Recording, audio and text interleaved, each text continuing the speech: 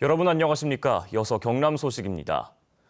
1인 가구 560만 시대, 경남에서도 37만여 명이 홀로 사는 것으로 집계됐습니다. 그런데 최근 홀로 사는 40대와 60대 2명이 집에서 숨진 지 한참이 지나서야 발견됐습니다. 홀로 죽음을 맞는 고독사 문제, 이제 중장년층으로 확산하고 있습니다. 김효경 기자입니다. 지난달 29일 창원의 한 주택에서 46살 여성이 숨진 채 발견됐습니다. 언제 세상을 떠났는지 정확한 날조차 알 수 없습니다. 한동안 잘 오다가 내가 좀 그 걸레 떠면서 제가 또 자주 지나보고 그랬으면은 좀 괜찮을지도 모르겠다 그런 생각도 들었어요, 사실은. 같은 날 약 2km 떨어진 인근 주택에서는 64살 남성이 숨진 채 발견됐습니다. 경찰은 숨진 지 한 달이 지난 것으로 추정했습니다. 주인 아줌마가 국도 끓여갖고 두 분인가 갖다 주고 그래 이렇게 안 잡수고 있으면 어떡하냐고 병원에 가라고. 숨진 두 남녀 모두 홀로 살던 기초생활보장 수급자였습니다. 정신장애를 앓거나 암투병 중이기도 했지만 이들을 찾는 이는 거의 없었습니다. 1인 가구에 대한 지자체의 방문이나 전화통화 등 정기적인 관리를 받으려면 만 65살이 넘어야 하기 때문입니다. 만 65세 이상이 노인이 되면 노인 종합 서비스라 그래가지고 돌봄 종합 서비스를 받으실 수 있고요. 두 사람은 결국 쓸쓸히 무연고 사망자로 처리될 예정입니다. 지난해 전국의 무연고 사망자는 상반기에만 1,290명. 이 가운데 만 40살에서 64살 사이 장년층이 47%, 절반에 달합니다. 노인들을 위한 그런 그 서비스들을 연령층을 좀 확대해서 중장년층까지. 창원시는 지난달에야 64살 미만의 장년층 1인 가구 실태 파악에 나섰습니다. 이들의 고독사를 막을 사회 안전망이 시급합니다. KBS 뉴스 김효경입니다. 지자체가 진행하는 각종 환경 영향 평가에 대한 부실 의혹이 계속되고 있습니다. 경상남도의 의뢰를 받아 한 용역업체가 진행한 하천 3곳의 환경 영향 평가서를 KBS가 비교해봤는데요. 곳곳에서 베끼거나 짜깁기한 흔적이 드러났습니다. 이형관 기자입니다. 바닷물과 민물이 만나는 마산 진전천입니다. 멸종위기종 기수갈고둥이 곳곳에 살고 있습니다. 천연기념물 수달의 흔적도 쉽게 찾을 수 있습니다. 하지만 전략 환경 영향 평가서에 이들의 존재는 담기지 않았습니다. 아예 자체가 누락이 되어 있습니다. 그렇기 때문에 저희들은 제대로 조사를 전혀 하지 않았다고 보고 있습니다.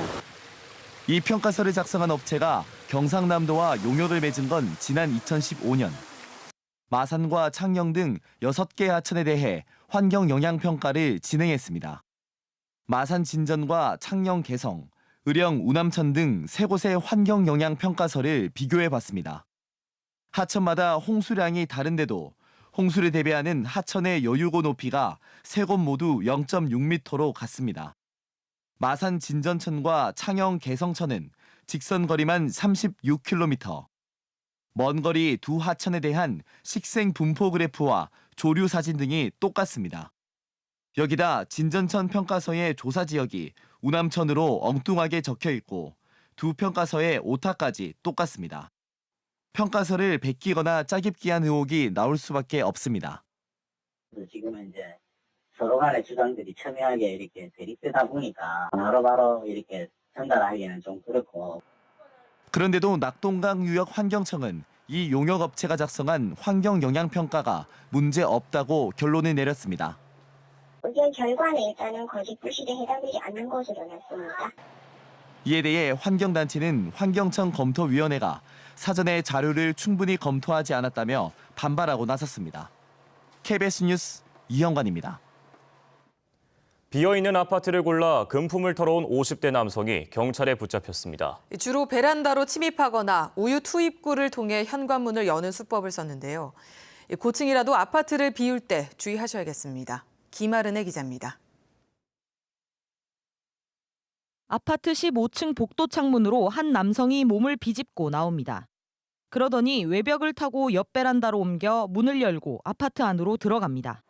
지난달 2일 남구 삼산동의 한 아파트에서 55살 A씨가 금품을 털기 위해 빈집에 들어가는 장면입니다. 경찰 조사 결과 A씨는 올해 3월부터 4월까지 이런 수법으로 울산과 양산, 포항 등 아파트 16곳을 돌며 1억 2천만 원 상당의 금품을 훔쳤습니다. 범행 대상은 초저녁 무렵 불이 꺼진 아파트였습니다. 침입 수법은 외벽을 타고 베란다로 들어가거나 현관 우유 투입구를 통해 잠금 장치를 해제하는 방식이었습니다. 열려있는 베란다로 침입하거나 아파트 현관 출입문 우유 투입구에 피의자가 직접 제작한 이 공구를 우유 투입구에 이어서 도로 잠금 장치를 쳐서 열고 침입하였습니다. 피의자는 흔적을 지우기 위해 장갑과 비닐 덮개를 쓰고 범행을 저질렀습니다. 고층이라도 빈 아파트는 이처럼 범행에 노출되고 있습니다. 피해를 막기 위해서는 외출 시에는 베란다 창문을 잠그고 우유 투입구를 막는 것이 좋습니다. 또 방 안에 불을 켜놓고 나가는 것도 도움이 됩니다. 경찰은 A씨를 특정범죄가중처벌법상 절도 등의 혐의로 구속하는 한편 추가 범행 여부도 조사하고 있습니다. KBS 뉴스 김아른입니다.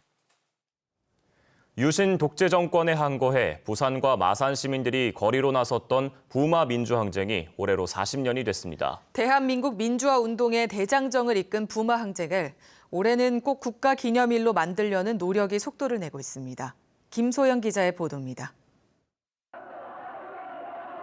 1979년 10월 16일 유신 타도를 외치며 부산과 마산 일원에서 닷새 동안 들불처럼 번져나간 부마 민주항쟁. 평범한 시민들의 용기와 헌신은 이듬해 5.18에 이어 1987년 60항쟁으로 이어졌고 군사정권을 끝낸 기폭제로 평가받습니다. 부마 민주항쟁을 국가기념일로 지정해달라는 시민 60만 명의 뜻이 모였습니다. 대한민국 현대사의 4대 민주화 운동 가운데 하나지만 40년이 되도록 유일하게 국가기념일로 지정되지 못했기 때문입니다. 범국민 추진위는 대정부 건의문을 채택하고 60만 명의 서명지를 이달안에 행정안전부에 전달하기로 했습니다. 창원과 부산 양 지자체는 부산에서 항쟁이 처음 시작된 10월 16일을 기념일로 정했습니다. 정부의 부마 민주항쟁 국가기념일 진행을 다시 한 번 더 강력히 촉구합니다. 대한민국 민주주의 대장정 속에서 우리는 진정으로 국민이 주인이 되는 역사를 써나가야 한다. 여야 국회의원 46명도 지정 촉구 결의안을 발의했습니다. 국가기념일로 지정되면 오는 10월 대통령이 참석하는 국가적 기념식으로 역사의 의미를 더할 계획입니다. 많은 사람이 노력하고 땀을 흘렸기 때문에 우리가 여기까지 온 건데 이거를 더 발전시키고 지속해 가기 위해서는 이런 확산이 필요하다. 평범한 사람들의 용기 부마 민주항쟁. 40년이 지난 올해라도 국가기념일로 제대로 평가받길 시민과 지자체, 정치권의 뜻이 빠르게 한데 모이고 있습니다. KBS 뉴스 김소영입니다. 이원수와 남인수 등 경남 지역 예술인들의 친일 논란 속에 밀양에서는 3,000곡이 넘는 노래를 작곡한 박시춘의 친일 행적이 다시 논란이 되고 있습니다. 밀양시가 여러 인물과 자료를 모아 가요 박물관을 지으려 하자 독립운동 단체들은 박시춘을 선양하는 것이 될 것이라며 반발하고 있습니다. 김대진 기자입니다. 밀양 의열기념관 앞에 가요 박물관을 반대하는 단체들이 모였습니다. 이들은 항일 독립선열선양단체 연합회 등 전국 54개 단체 명의의 회견문을 통해 친일 작곡가 박시춘을 중심으로 하는 가요 박물관 건립을 철회하라고 촉구했습니다.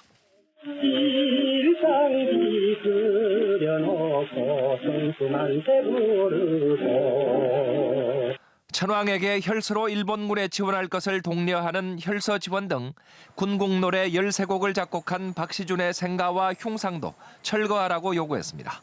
약산 김은봉 장군과 의열단의 고향인 이 밀양이 독립의 성지로 나아가야 된다고 저희는 끊임없이 요구하고 있습니다. 그것만이 밀양의 살 길입니다. 친일과 독립이 공존할 수 있는 도시가 아닙니다. 반면 밀양시는 명칭과 위치, 운영 방향 등 아무것도 정해진 것이 없다는 입장입니다. 10여 명의 유명 가요계 인사들과 밀양아리랑 백중놀이 등 밀양이 가진 문화자산을 모아 가요박물관을 만들자는 것이 취지라며 앞으로 용역을 거쳐 추진위를 구성할 것이라고 밝혔습니다. 밀양은 밀양아리랑을 비롯하여 유명한 또 음악가들이 많습니다. 그런 분들을 한 곳에 모아가지고 전시도 하고 관람도 하고 체험도 할 수 있도록 하고. 밀양 지역 6개 단체는 친일을 비호할 생각은 추호도 없지만 밀양의 자산을 살리기 위해 지지한다는 입장을 밝히기도 해 친일과 문화 콘텐츠의 논란이 계속되고 있습니다. KBS 뉴스 김대진입니다.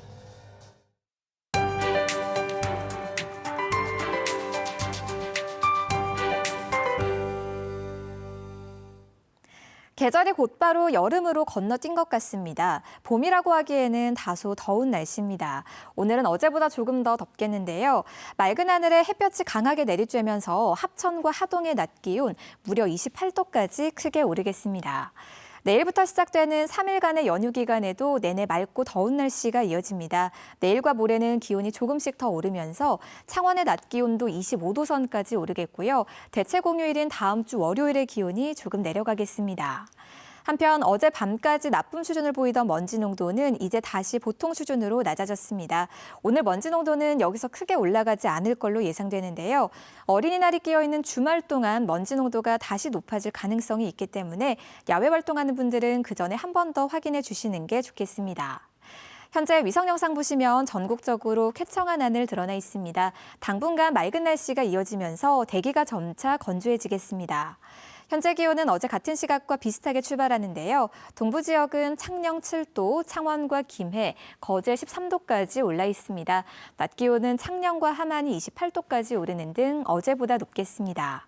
경남 서부 지역은 현재 기온 7도 안팎으로 출발해서 낮 기온은 27도 안팎까지 오르는 등 일교차가 20도 내외로 벌어지겠습니다.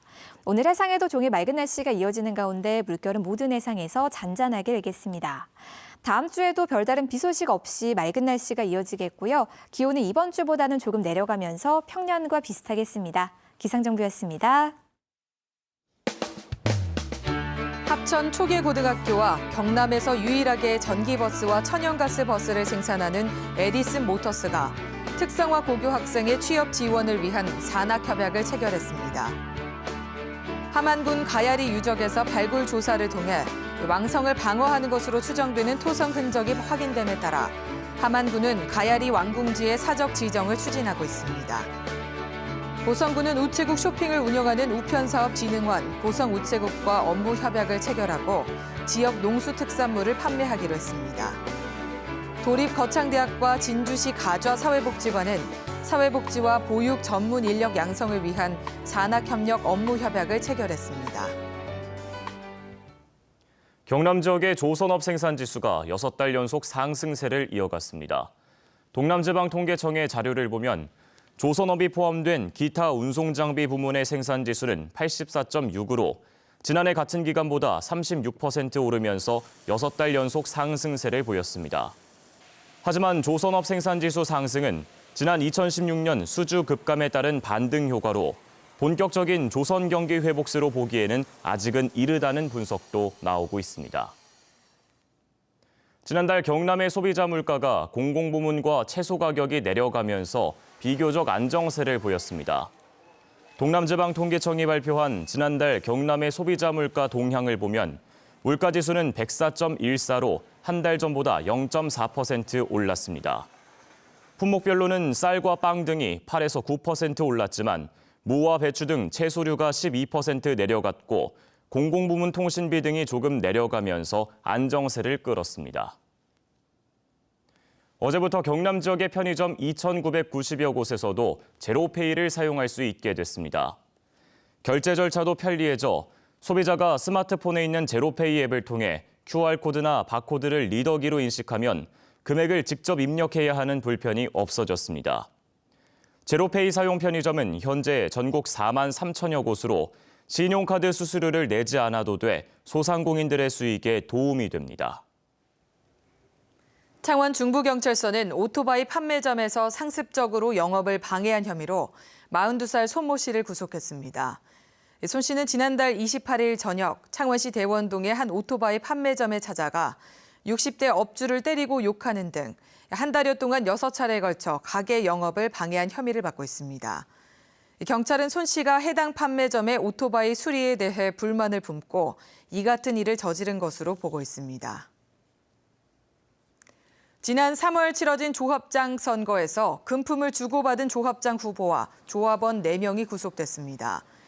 통영해양경찰서는 조합장 선거를 앞두고 현금 1억 1천만 원을 조합원들에게 건넨 혐의로 경남의 한 수협 조합장 후보 A씨 등 4명을 구속하고 나머지 조합원 5명을 불구속 입건했습니다.